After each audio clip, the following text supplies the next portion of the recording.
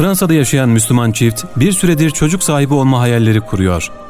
Yüce Allah'a gece gündüz dua edip kendilerine hayırlı ve sağlıklı bir evlat vermesini istiyorlardı. Bir gün adam eve geldiğinde karısının lavaboda istifra ettiğini gördü. Başta üşüttüğünü zannetti ama birkaç gün geçmeyince doktora gitmek zorunda kaldılar.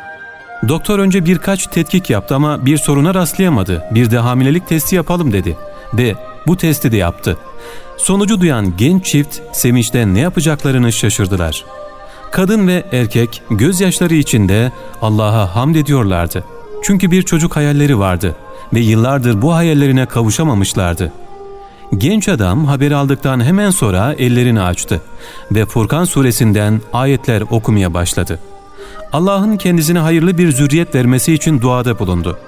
Doktor şaşkın bir şekilde onları izliyor, Arapça okuduğu şeylere bir anlam veremiyordu. Durumdan rahatsız olacak ki, "Beyefendi ne yapıyorsunuz?" diye sordu. Adam, "Dua ediyorum, bir sakıncası mı var?" diye yanıt verdi.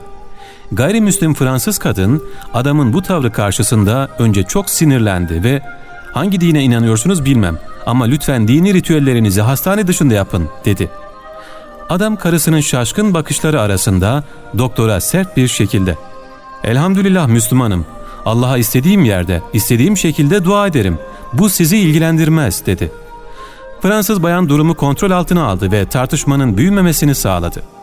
Genç çift hamilelik haberini aldıktan sonra artık sık sık hastaneye gitmeye başladılar.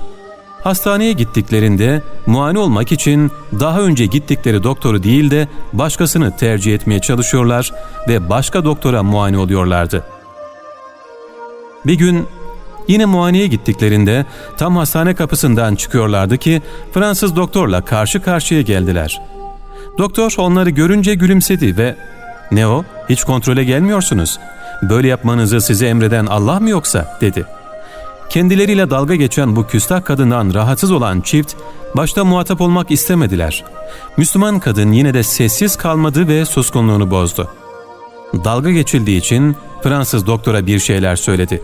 Ağzının payını verdiğini düşündü. Zaten bu sözlerden sonra Fransız doktor tek bir kelime bile edemedi. Kol kola girip hastaneden ayrılan çift doğum anı yaklaştığında gideceği doktoru zaten çoktan seçmişlerdi. Kaderin cilvesidir belki, doğum anında yine o Fransız doktorun kollarına düşmüşlerdi. Doğum anı gelip hastaneye gitmişlerdi ki Fransız kadın doktor hariç diğer doğum doktorlarının hepsi o dönem izne ayrılmışlardı. Fransız doktor daha önce yaşadığı tatsız olayı da düşünerek istemese de doğum yaptırmak için doğumhaneye girdi. Doğum operasyonuna başladı. Doğum ameliyatı uzun sürmüştü. Bu süre içerisinde kadın bir ayılıyor, bir bayılıyordu. Doğum çok zor geçiyor ve zaman zaman hayati tehlike arz eden durumlar oluyordu. Doktor durumun farkındaydı. Anne ve bebeğini hayatta tutabilmek için elinden geleni yapıyordu. Müslüman kadın kendine geldiği zaman Allah Allah diyerek doktorun şaşkın bakışları arasında şükrünü arz ediyordu. Nefesi yettiği kadar Allah'a dua ediyor ve ondan yardım istiyordu. Doğum oldukça uzun sürmüş ve doktorun sinirleri yıpranmıştı. Kadın sürekli Allah Allah deyince doktor bundan rahatsız oldu ve sinirlenmeye başladı. Doğuran kadına bir an sinirlendi ve "Kes sesini, Allah Allah diyeceğine biz doktorlara teşekkür et.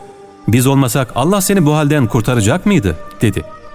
Müslüman kadın, "Evet kurtaracaktı. Allah'ın her şeye gücü yeter," dedi. Cevabı alan doktor daha fazla tahammül edemedi ve sinirli bir şekilde kapıyı çarparak doğumhaneyi terk etti. Yardımcı ebelerle baş başa kalan doğum yapan kadın şiddetli bir kanama geçirmekteydi. Ölümle burun buruna gelmişti. Ebeler ne kadar mücadele etse de bir faydası olmuyordu. Ebelerden biri dışarı çıktı ve doktoru gelmesi için ikna etmeye çalıştı. Doktor içeri girdiğinde hastanın başında bembeyaz kıyafetli birkaç kişiyi gördü. Onlar çocuğu sühuletle çekip aldılar ve kadının hayati tehlikeden uzaklaşmasını sağladılar. Sonra bir anda ortadan kayboldular. Fransız doktor doğum yapmış çocuk ve kadına baka kaldı. Hemen çocuğu aldı ve sağlık muayenesi yaptı. Durumu çok iyiydi.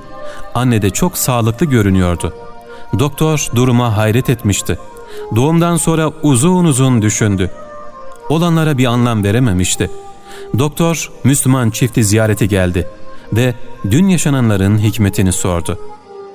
Genç çift bunun Allah'tan kendilerine bir işaret olduğunu, kendisine iyi bir ders verildiğini anlayan doktor gözyaşları içerisinde Müslüman olmak istediğini söyledi. Genç adam kelime-i şehadeti ve anlamını kendisine öğrettikten sonra kendisinin söylediklerini aynen tekrar etmesini söyledi. Böylece Fransız doktor kelime-i şehadet getirerek Müslüman oldu.